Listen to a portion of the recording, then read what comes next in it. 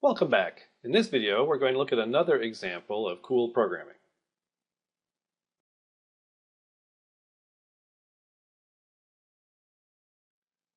This time, let's move beyond the simple hello world kind of examples and on to something more exciting, say the ever popular factorial function.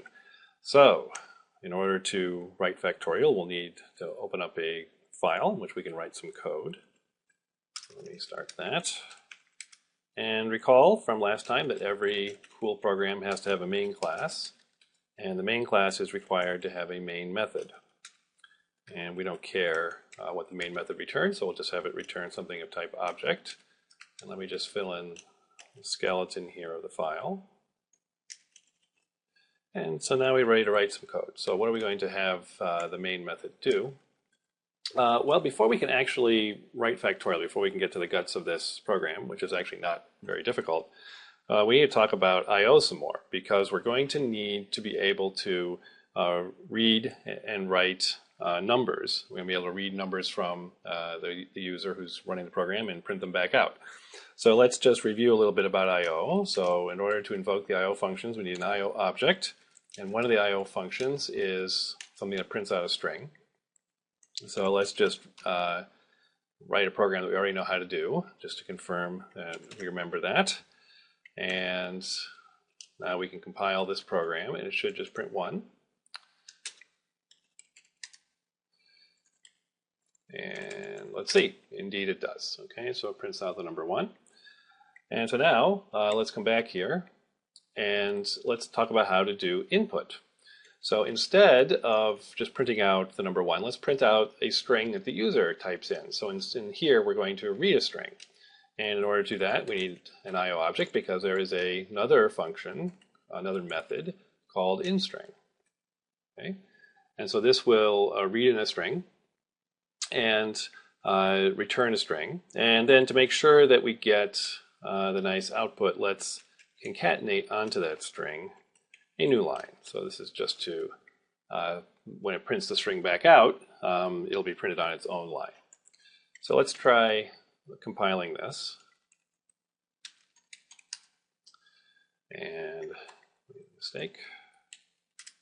It compiles, and now we can run spim. Remember the bang command in Unix runs the previous command that began with the same letters.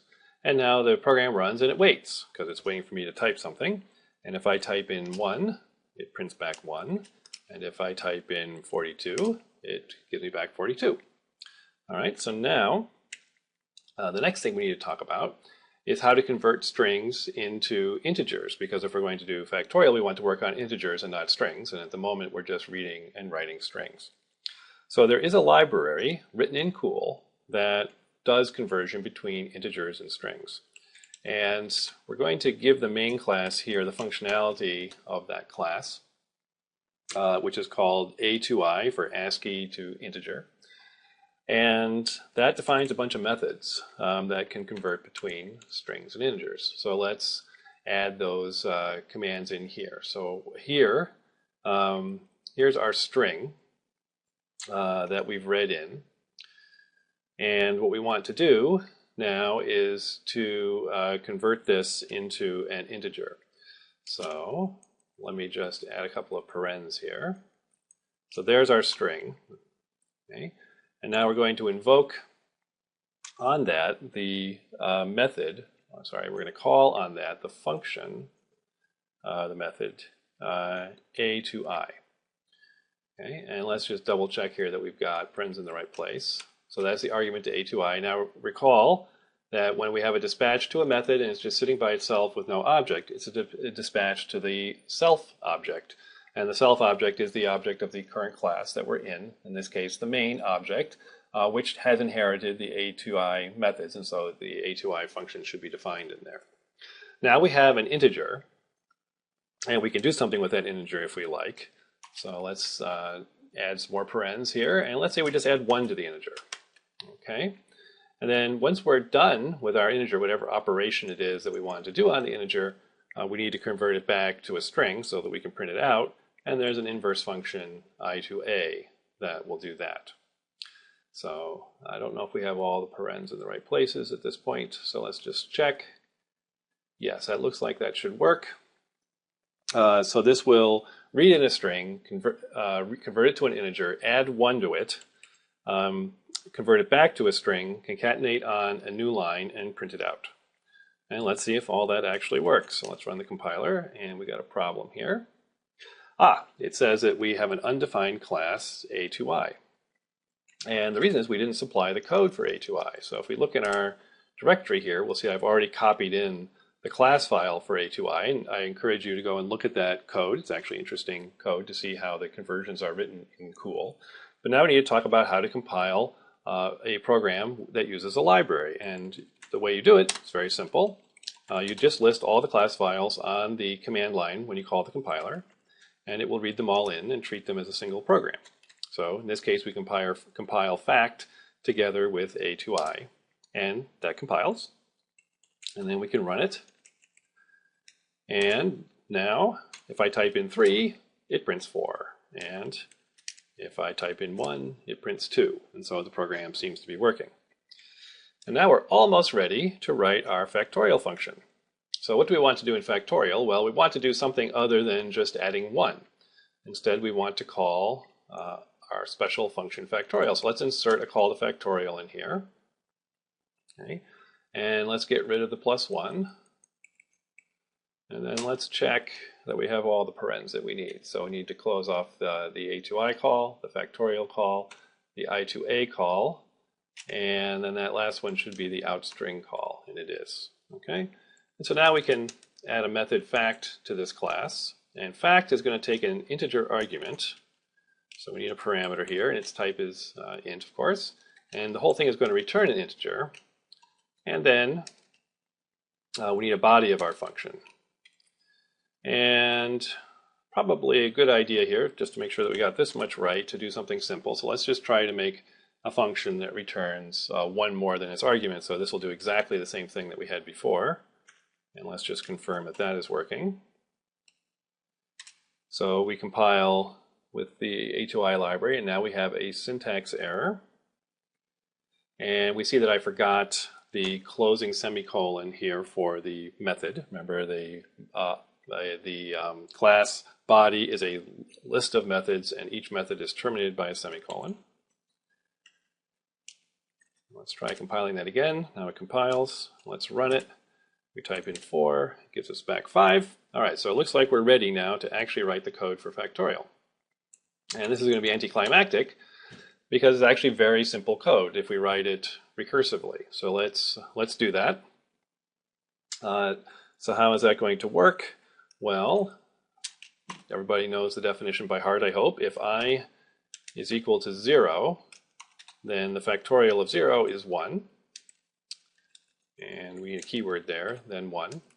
Otherwise, the factorial is going to be I times the factorial of I minus 1. Right? And then if statements in Cool always end in the keyword phi. So it's an if-then-else phi construct. And that is actually the entire definition. So now we should have a program that actually computes factorial, and it compiles. So now let's run it. So factorial of 3 is 6, and factorial of 6 is 720. That looks right. And if we try it one more time with a bigger number, we get a large number. We think that's probably correct. And so anyway, our factorial function is working. So now let's come back here, and just as an exercise, let's rewrite this code iteratively. So instead of using a recursive function, let's write it using a loop. And in order to do that, I'm going to get rid of that code. What are we going to need? Well, we're going to need an accumulator here. We're going to need a local variable that we can use to accumulate the results of the factorial computation. And the way you declare local variables in Cool is with let statements or let expressions. So we're going to have, let's call this variable fact for the result of factorial. And notice here that I can have a variable that has the same name as the function. And the programming language Cool will not get confused about that because variables and functions play different roles. So we'll have factorial fact, it's of type int, and we need to initialize it to 1.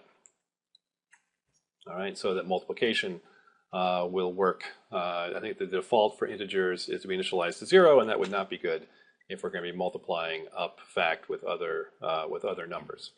All right, so then a let has 2 parts. It has the variable or variables that you're declaring. This could actually be a list of variables.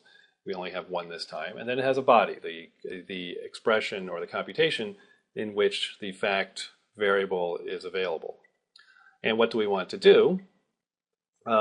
So I think we're going to need to have this be a statement block, because we're going to need to have more than 1 statement in sequence, and we'll see why in just a minute. But then we want to have a loop. And so what is our loop going to do? Well, we're going to say while I is not equal to 0, what do we need to do? The opening for the loop body, the opening keyword is called loop.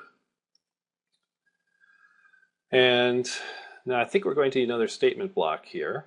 So let's open up a block. We're going to probably need to do more than one thing. The first thing we want to do is we want to have fact be fact times I.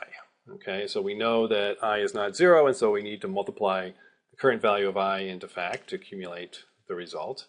And then we want to subtract 1 from I. And notice that the assignment statement in COOL is this backwards arrow. That's how you do assignment. It's also how you do initialization. So initialization and assignment look the same. And then we can close off our statement block. Okay, so the body of a while loop is always a single expression. In this case, that expression is a block that consists of 2 statements. And then we can close the loop. And the closing for a loop is the pool keyword. And then now we're in a statement block, so this has to end with a semicolon. Notice the statement block up there from the let. And now we want the result of the let block, or the let expression, to be factorial. So whatever we got out of the while loop, whatever we computed in the while loop, we want that to be the result of the entire let expression. So that's the last statement of our block. Remember, the last statement of a statement block is the value of the block. The body of the let is the result of the let, so the fact will also be the result of the whole let statement, since it's the result of the statement block. And since the body of the factorial method itself is just the let expression, fact will be the result of the whole thing. And so this, if we've haven't made any mistakes, should be an iterative version of factorial. So let's compile this. And amazingly, it compiles on the first try. And now let's run it. And whoa, it actually works. So we got 6. And let's just do one more test to see that, to convince ourselves that things are working reasonably well, and they are. Now let me just point out one common mistake that you can easily make, and that I make when I haven't written cool programs for a little while. If you're a C or programmer or a Java programmer, you might think about writing assignments like this. So you just use the equal sign to write assignment. That looks completely fine if you're familiar with those languages or used to programming in those languages. And now let's see what happens when we try to compile this. Oh, it compiles just fine. And then what happens when we try to run it? Oh, well, it runs, asks for an input, so let's give it an input, and then we see that we run out of heap. And that looks like an infinite loop. So we're going around and around the loop and consuming memory for some reason, and we'll get to that much later in the class, why this loop actually ends up consuming memory. But clearly we don't have enough memory in the loop, and eventually we run out. And so that's a sure sign of an infinite loop. So what's going on here? Well, the thing is that the equals operator in COOL is the comparison operator. So up here, so we compared I with 0, and that returns a Boolean. So these are perfectly valid COOL expressions. They just happen to be Booleans. And so you don't ever actually update I or factorial in this program. You're just comparing fact with fact times I and I with I minus 1. And the program is perfectly happy to do that. It just doesn't compute the factorial function. And it never terminates because I never reaches 0. So that concludes our factorial example, and we'll do one more example next time of a more complicated, of a COOL program with some non-trivial data structures.